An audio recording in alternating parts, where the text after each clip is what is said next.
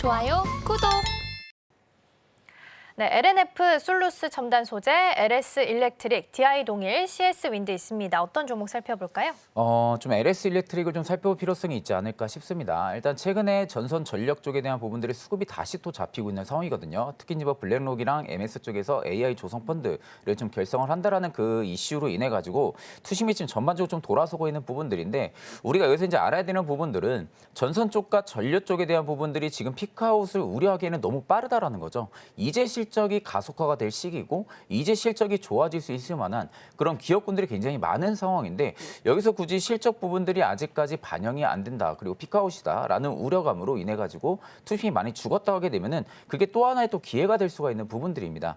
그래서 결국에는 마이크론의 실적이 지금 4달 앞두고 있는 상황인데 마이크론 실적이 만약에 예상치를 또 상회를 해준다고 하게 되면은 반도체 쪽에 대한 부분들이 매수세가 전환이 되게 되면은 뒤따라 올 수 있는 게 또 전선 전력 쪽이라고 볼 수가 있는 부분들이거든요. 특히 그 안에서도 LS 일렉트릭 같은 경우도 송배전만 쪽에 대한 부분들을 캐파를 계속해서 확장을 시키고 있는 상황이고 미국도 지금 송배전 쪽에 대한 부분들의 시장을 계속해서 성장을 시키고 있는 상황입니다. 그러니까 결국엔 노후화된 인프라 부분들을 계속해서 교체를 일으키면서 인프라 투자를 꾸준하게 진행을 하고 있다는 거죠. 그렇게 된다고 하게 되면 결국에 배전만 쪽에 대한 부분들의 전력 수요가 꾸준하게 증가를 해준다고 하게 되면은 당연히 전선 전력 기기 쪽에 대한 부분들의 업체들의 실적도 분명히 좋아질 수밖에 없는 그런 계기라고 볼 수가 있기 때문에 최근에 조정도 좀 굉장히 잘 나온 상황이고요. 조정이 잘 나온 상황에서 실적에 대한 부분들이 지금 악화가 된 부분들은 전혀 아니다 보니까 저는 오히려 지금 구간에서 충분히 매력적으로 다가갈 수 있다고 보고 있는 상황입니다. 저 이쪽도 숫자 하면 또 빼놓을 수 없는 섹터가 아닐까 싶습니다. 소형 변압기나 뭐 수출 데이터도 너무 잘 나왔습니다. 10일까지 기준으로 봤을 때도 지난 8월 수치보다도 훨씬 잘 나와서 깜짝 놀란 수치를 좀 내놓기도 했는데 일단 전선이나 전력 기기 쪽은 아직까지 피크아웃 우려 논하기는 좀 이를 수 있겠다라는 부분 언급을 좀 해주셨습니다. 자, 그럼 이어서 코스닥 시장도 함께 들여다보도록 하겠습니다. 코스닥입니다. FN가이드, 인텔리안테크, 젠백스, 대주전자재료, 엔캠 있습니다. 어떤 종목 살펴볼까요?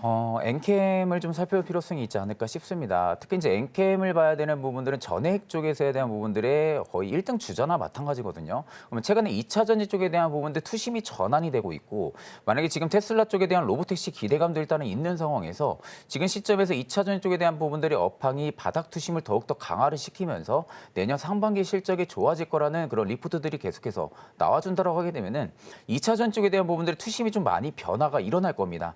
그래서 특히 엔캠 같은 경우가 지금 외국인과 기관의 러브콜을 굉장히 좀 많이 받고 있는 상황이거든요. 특히 이제 개인들 같은 경우는 매수세가 확실히 전에 비해서는 많이 줄어든 모습인데 최근 외국인과 기관 쪽에서의 부분들의 매수세는 굉장히 크게 늘어나고 있다는 겁니다. 특히 거기서 이제 뒷받침될 수 있는 부분들이 투신의 물량까지 늘어나고 있다는 것은 보통 투신의 물량 같은 경우는 좀 단기적인 물량일 가능성이 굉장히 좀 높습니다. 금융투자랑 마찬가지로. 그럼에도 불구하고 지금 금투랑 투신 쪽에서 물량이 계속해서 들어와 준다는 것은 단기적인 지금 펌프질을 예상을 하고 지금 들어와 준다는 부분들로 우리가 생각을 해볼 수가 있고요. 특히 이제 전액 같은 경우가 수출을 진행을 할 수가 없습니다. 수출을 진행을 할 수가 없고 현지 법인을 설립을 해서 자체 생산을 통해 가지고 바로바로 지금 공급을 진행을 해야 되거든요. 바로바로 공급을 진행을 하지 못하면 전액이 좀 굳는다거나 그런 부분들이 좀 생길 수가 있기 때문에 현지 법인 쪽에 지금 엔캠이 계속해서 캐파 확장을 진행을 하고 있다는 거죠.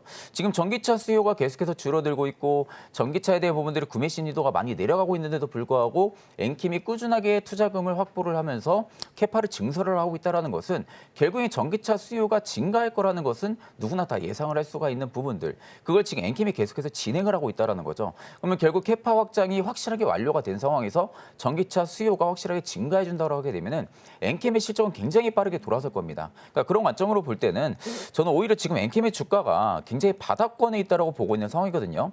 저는 오히려 전액 쪽 바라본다 하게 되면은 엔캠 말고 굳이 바라볼 필요가 없다고 봅니다. 그 정도로 굉장히 기술력도 좋은 기업이고 앞으로도 외형 성장까지도 폭발적으로 나올 수 있는 그런 기업이라는 점을 감안을 했을 때는 저는 지금 충분히 담아볼 만한 자리라고 보고 있는 상황입니다.